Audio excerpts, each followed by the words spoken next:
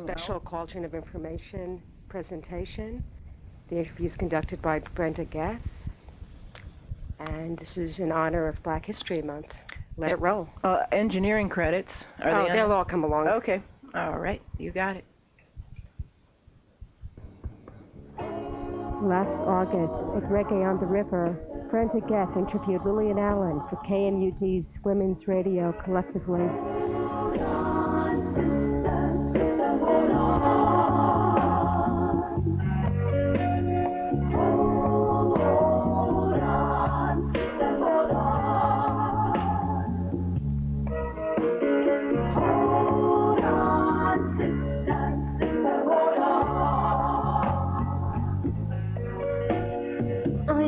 Times are tough, tough, tough. You work yourself to the bones to lose this rush.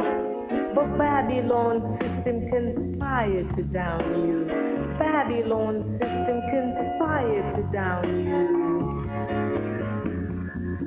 And remember your strength, sister. Remember your joy. Remember your hold, sister. And you're not alone.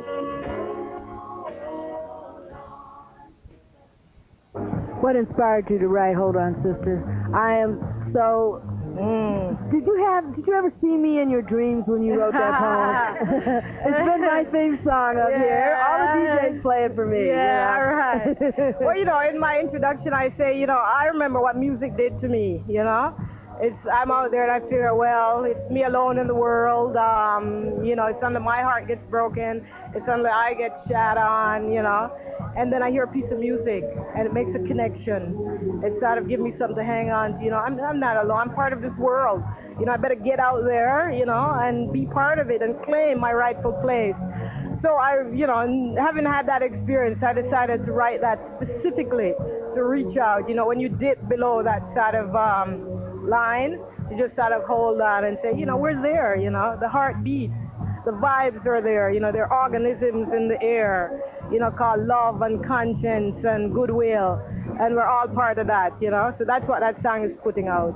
Well, I noticed also in some of the other interviews that I've listened to that you mentioned the isolation that you were kind of surrounded with when you came into Canada, and I'm very well acquainted with that isolation as a woman in this area, black woman in this area. Yeah. Culture shock. Yeah. Did it give you any really basic problems? Did you really have to overcome thoughts and ideas and feelings? Yeah, when I first came to Canada, I came out of high school, and I was right in my high school, and the idea in countries like Jamaica, right, because the way imperialism is that if you want to make something of yourself, you have to go away, right, and people go away and spend 3 weeks in America, and then come back and have, gold teeth and gold chain and drive cars, and we see the tourists come, so we figured that's what we got to do, go to America, man, you can get rich in 3 weeks, right? So, and people who wanted to go away, people who weren't of the upper class, and the upper class can afford to go to university and become, professionals. But the other people who couldn't afford that would go to America through their parents or relative factory workers, domestics, etc. So if you got an opportunity, you're going to grab it if you're ambitious and your parents don't have money. So, that was my situation. My sister had gone up as a domestic, and she sent for me, and that was like, I was so happy because, I felt ambitious. I felt I could do something in the world, right? And when I went there, it was like there was nothing that reinforced my existence. I have to say, you are Lillian Allen, and you exist. You breathe, you love, you're a person. There's nothing. I walked across the stores, nobody nodded at me, nothing on the radio station, none of the music I grew up with. It was pretty tough, pretty evil. I can see why people like that are de-enriched, because, they don't reach out, they don't know. You have to fight to hang on to, like in Hold On Sister, just to hang on to some root of some kind. Yeah. Did you develop any friendships that have lasted through the years based upon this isolation, this loneliness? Was there someone there to comfort you? Yeah, I developed friendships over the time. One of my survival strategy is to go out, to figure out what's happening. Who are the people doing something that will make a difference in the world? I figure those people are more open. those people, are people who would be good to be around. So I'd go and volunteer, like at a rape crisis center, or a shelter for abused women, or people who are organizing against racism, and that's how I'd make my connection when I go anywhere. I mean, basically, I'm what you call a community development worker. I think in terms of what the society is going to be, people have to decide that collectively. But people have to be free to make those decisions. The material conditions have to be equalized in some way, and then people in collectivity can decide what kind of system they want and what they need. I mean, I can sit here and talk about various theorists, capitalists, Marxism, communists, whatever. I'm not interested in that. I think that has screwed up the world. I don't want to be a vanguard. I think people have to work in their communities, develop, network, and make that decision. The capitalist system is what we have. When we start to change, we start to change it. What it will change to is for us to decide. If you had to label Lillian Allen, how would you label her? Liberated, identified, feminist, or do you have another term maybe that you'd like to use? It's hard to put labels, because when you put labels, you consolidate a position.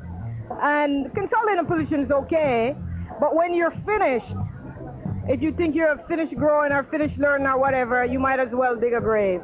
The more you know is the more you're going to learn, right? Who is Lillian Allen right now? Lillian Allen is one person who's determined to humanize herself in this world and knows that to do it, she has to be engaged in changing the material and social condition. And that means the whole world has to change. It has to have respect, not only for other humans, and we not only have to equalize the material condition, we have to think about the land, the earth, the air, the water. We're all part of that. That's Lillian Allen in the broadest sense. Are you an empowered woman? I feel very empowered.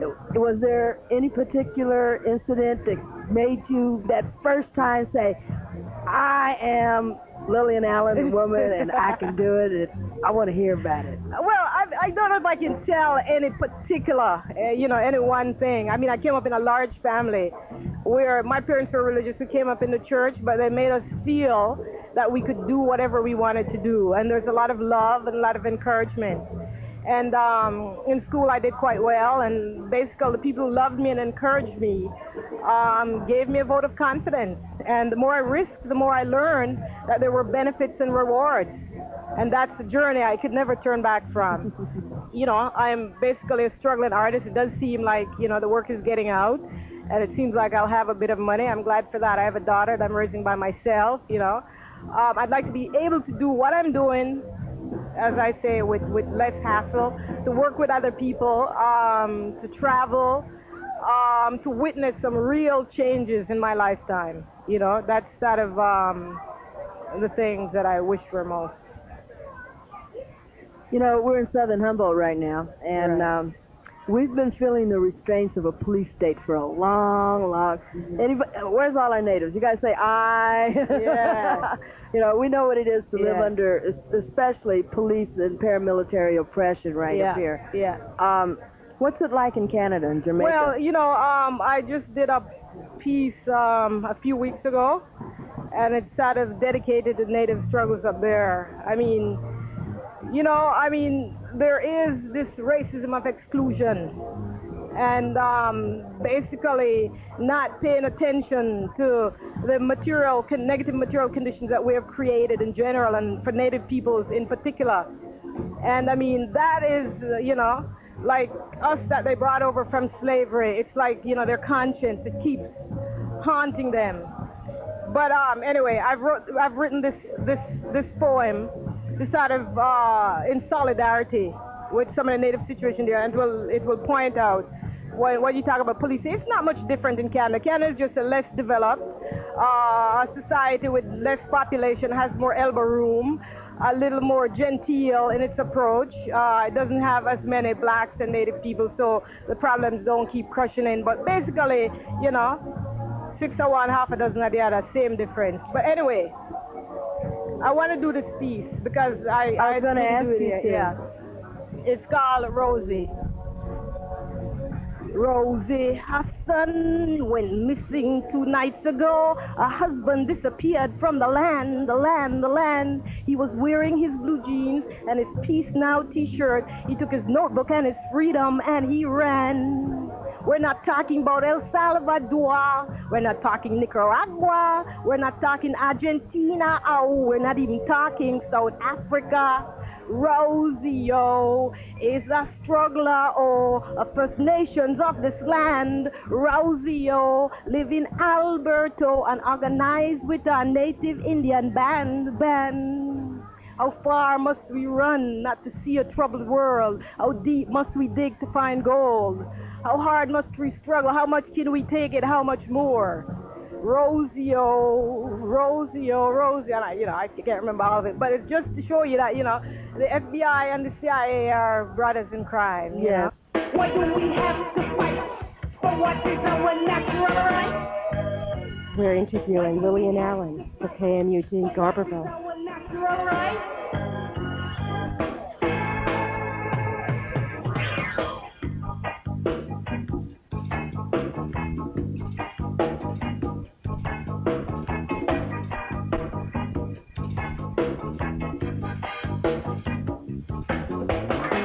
No change without struggle.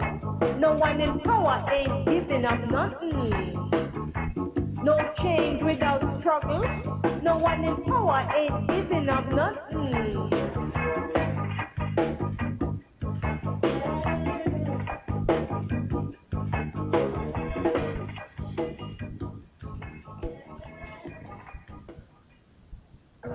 Can we broach that sacred subject called women's rights, the choice? It's not sacred for me. It's not sacred. I have a poem. I have lots of work that isn't out yet. And it's called My Mama. It's about my mother. And she came over and I read it to her. And I was a bit nervous, I said, well, it's not about you, it's about art, right? And she said she liked it, right? And she was very happy. She said, well, this is how I think and this is what I feel. It's about her life, how she had 10 children and left and came to Canada. And, she's doing a BA now, right? People say, where do you get it from? Like, I bought it at 65, right? So it was the day when there's this guy in Toronto, Dr. Henry Morgenthaler, was acquitted because he was thrown in jail for performing abortions, whatever, and then the Supreme Court acquitted him.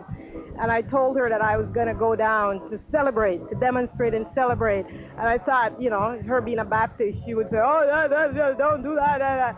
And, she just got up and said, I don't care what happened. I don't care how sweet the man is and how good a relationship. It's your body. When it comes to you, it's you. And I think that if a woman wants to do that, she said, I have 10 and I would have the 10 same way. But if a woman wants to do that, I think it's their body and they should have the right. Let's go demonstrate. And me and my mother and my daughter, 3 generations of rebel, demonstrated that day. You wrote Nellie Belly Swelly as a protest, I'm assuming, that you did, against this oppressive system that makes us deal with being pregnant like it's our natural destiny and we have no choice in the situation. Yeah. We have all these rulings that are coming down out of the Supreme Court, out of Quebec. Yeah. How do you think this is going to affect women's rights to choose their own destiny? Well, I think it's very detrimental to women. I mean, it's like taking your body and locking it up and telling you what to do with it. I think that women have to organize and have to turn those tides back. I mean, Nellie Belly is an extreme. I don't want to, But then it's not really an extreme. Well, it isn't really an extreme, but I think that if a woman finds herself not able to carry her kid or to have a kid at a special time in her life, then she should have the choice not to have it, and she should also have the choice to have a kid if she wanted. A lot of women don't have children because they cannot afford to have kids, and that's the irony. That's the thing of our system. If women were given the support they needed to have kids, you would find less women wanting to make the choice of not having it. But in the meantime, I think that, a woman should have the right. What would you like to see women doing about this issue? Well, first of all, women will always have abortions if they want to. There's nothing nobody can do about it, That's one fantasy of men, the state, whatever. And women have always had abortions. They'll die having it. because a kid is a major thing. Every child should be a wanted child. Every child should be a loved child. Every mother should be a willing mother. You know, so I don't have the answer, but I think women should organize. Their determination will stand to organize that determination and, you know, turn the tides back. Do you see the patriarchal stand on abortion being a way of controlling our society, controlling women and their total destiny? Yeah. I mean, that is just, yeah. I mean, that is, you know, I mean, that is at the crux of the situation, I think. So if we could have one day where Lillian Allen says, okay, all the women in the world stand up and do this, what would you like to see happen? Take power. Take power. Take power. Yeah, I noticed you didn't say get power. You said take power. Nobody gives power up. No change without struggle. No one in power ain't giving up nothing. Well, there does appear to be a more kinder, gentler man emerging on the scene in some forms. We see him up here in the Redwoods in southern Humboldt.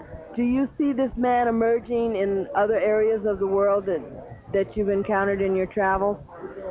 Yeah, I mean, yeah, I do see. And I mean, I grew up with a lot of those men myself. You know, I have 5 brothers and lots of cousins. I mean, there are a lot of men who have been challenging themselves, who, I mean, they're crippled by fear. And I mean, they don't want to give anything up, because giving something up means that you're going to an area that you cannot control. And people don't want to give that. They want to know that what they have is it's controlled, they're in charge, and all their needs are met. What can we as women do to help these men emerge? Because they will, I don't want to say they're on our side, but they'll be there to support right. Well, they have to be on the side of humanity. They don't, you know, it's not on our side. I mean, it's not our responsibility, I think. I think we can sort of support them on the way. We can encourage them to form, you know, men's groups, to think about their own situation, to make sure the streets are safe for us. You know, I think that it's not our responsibility, that they have to do the work. They have to come forward and lay it on the table. They have to be vulnerable. They have to talk about their fears, and we should be there when they do that. In the meantime, I'd rather be working with my sisters and healing the wounds. Yeah, you know, there's a real crisis in feminist movement. And, you know, sexism has been broken down into a lot of variations. People understand it more, right? But they don't understand racism on a day-to-day experiential basis, for the simple fact that, you know, they don't listen to black folks or folks, non-white folks, right? But they listen to the feminists with white women who explain about sexual assault, sexual harassment. We don't have that for racism. You know, although it is, there are some parallels that you can draw. I mean, in terms of the experience of it on an individual basis. The whole area of racism means that white folks are going to have to admit to their complicity in our oppression. It means they're going to have to give up something. There's no question about that. There's a lot of quarrel with me and white women about that. They think they can go on with the world. You know, they have to change. And they have to come and struggle with us and be prepared to fight their mothers and brothers and fathers in the corporation. And unless they do that, you know, it's bankrupt. I mean, I still hope. And I still see from my experience with individual white women that there's a potential for this transformation. So, you know, it's my hope that, you know, enough white women will work with us, will work on themselves, and work with their race. Are you getting support from white women now? Yeah, I mean, you mean my work or? Yeah, your work and you personally. As always. Yeah. Yeah. But I mean, that's an individual thing, you know. I mean, you can't use that as a measure of anything. I mean, we're talking about real transformation. We're talking about men who will get up and demonstrate when somebody's raped and patrol the street and make sure that women are safe. We're talking about white folks going out there when there's racism and racial harassment and taking the responsibility for that, which it is, really. I mean, they're just drawing a little life from Native movement and the black movement, and you know, seeing what's there. Although I work in mixed group, and I do support all men who are standing up for justice and dignity and equality. Men hardly talk about women. They hardly talk about their role in oppressing women. So it's that same kind of impetus that, for me, to sort of speak for ourselves. You know, if we're talking about we want to change the world, want to create a brighter future, we have to know what we're going to change.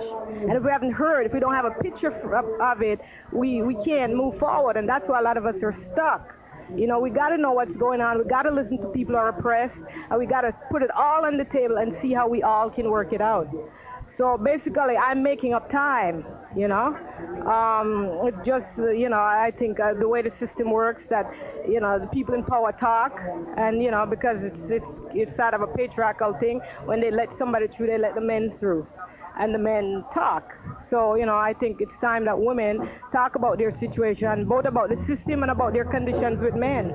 You know? I've never been to Jamaica, and all I know about it is what I see on TV. You know, come back to Jamaica, right? What's it like in Jamaica? What are the men and women? How do they treat each other off camera? I haven't been to Jamaica in a while, but they're people. I mean, you know, there are a lot of stereotypes that we get out. I mean, it is true that, you know, it is a capitalist system with patriarchy. But as soon as men get power on the patriarchy, what are they going to do with it? You know, who are they going to use it and who's there? You know, the boss kicks you, you come home, you kick the wife kicks the dog. You know, that scenario. You know, people are human. I mean, I grew up in a very loving environment, in a situation where after the hurricane, my mother tells the story of my dad walking to Kingston to get my sisters and putting one on his shoulder and one in his arm and walking back to Spanish Town to bringing them back. You know, there are a lot of problems. There is sexism. I mean, but you know, my hope is that, you know, a lot of this will change. What's the status of women's rights in Jamaica, being as it's under such a Catholic patriarchal system? You know, I'm not there, so I can only speculate and talk in theory. You know, I would expect that it would be any sort of poor, post-colonialist, pimpified country, because when you've been a country in tourism and, you know, where international capital exploits your material, basically they're pimpifying the country. You know, I'd expect it would be the same as any of those sort of third world countries where people are hustling and they're being dehumanized, and I'd expect that would, you know, you'd find that in human relationships. But I mean, Jamaican people are, you know, loving, beautiful people in general. They'd rather make love than war, and they'd rather make music than, you know, burn a building down.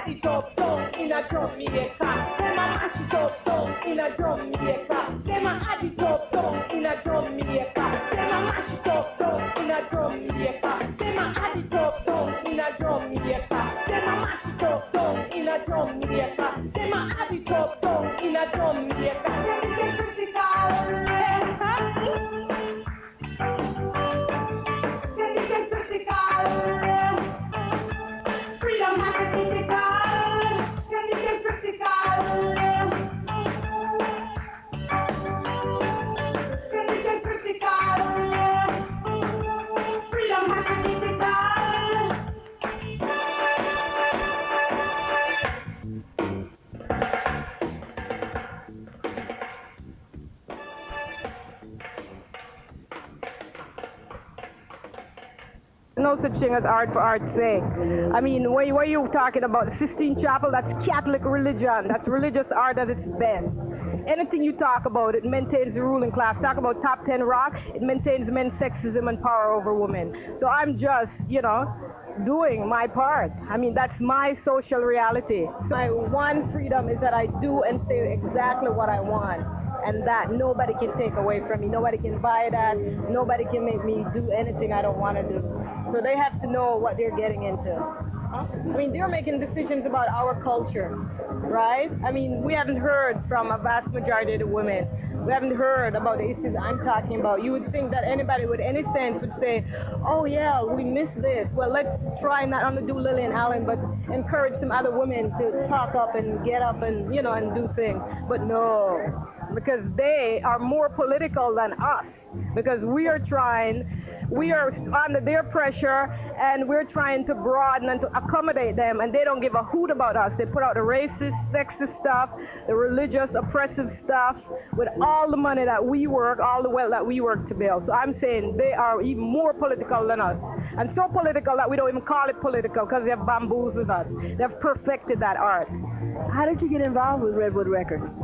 Well, I've known about Redwood and respected Holland here, an amazing performer and very good at anti-racism. And basically, they approached me.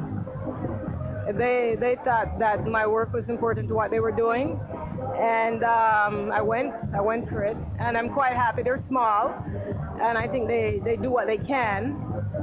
So, When you won the Juno Award 2 years ago in '86, also won it in '88 for Conditions Critical. For Conditions Critical. Mm-hmm. How did you feel at that moment? Well, in '86 was sort of really something else because, I had no idea. It's my first foray into the music business. I say it's like going fishing, going swimming, throwing your line out, coming back and pulling it up and finding a nice salmon on it. It was great. I get to stand up on TV in prime time and say thanks to all my feminist friends and all strong women who stand up, the black community, and everybody was shocked. How you doing? And I think that once you get recognition, you're gonna, forget that. That's more. I'm gonna talk now. Do you have any fears that maybe somewhere down the line you could get so big that success just might compromise your message? No, I don't have any fears about that. I don't know how big I can get. I don't know what bigness means. I mean, basically, bigness would mean marketing what I have and my development.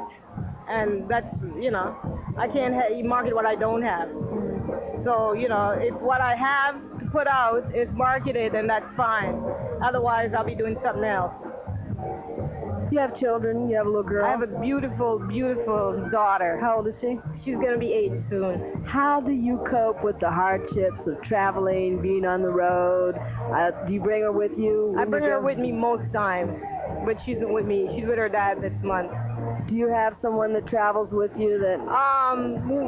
Sometimes, but mostly not. Mostly we just establish friendships where we go and the band sort of pitches in.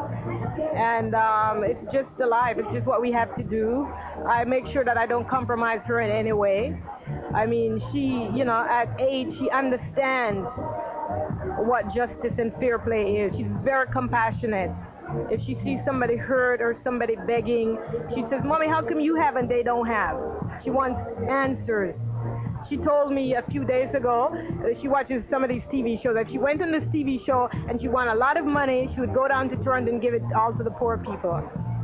So she's a great little girl, I see the children of our generation emerging, and I sometimes wonder what's in the future for them, knowing that their future is only what we're able to give them as parents. Yeah. What do you see in the future for Lillian Allen? For me, well, I'm quite happy doing more of what I'm doing, and just having an easier time of doing it and being a part of what's happening, being a part of the women's movement, being a part of the anti-racism movement, being a part of the peace movement, being a part of the native movement, being a part of the environmental movement. I just want to be a part of this world. I want to die being proud. I want to die, with Mother Earth feeling, well, Lillian Allen, I was glad that you were here, And I want to say thank you for the Women's Radio Collective of KMUD. So, just hold on, sister. Hold on.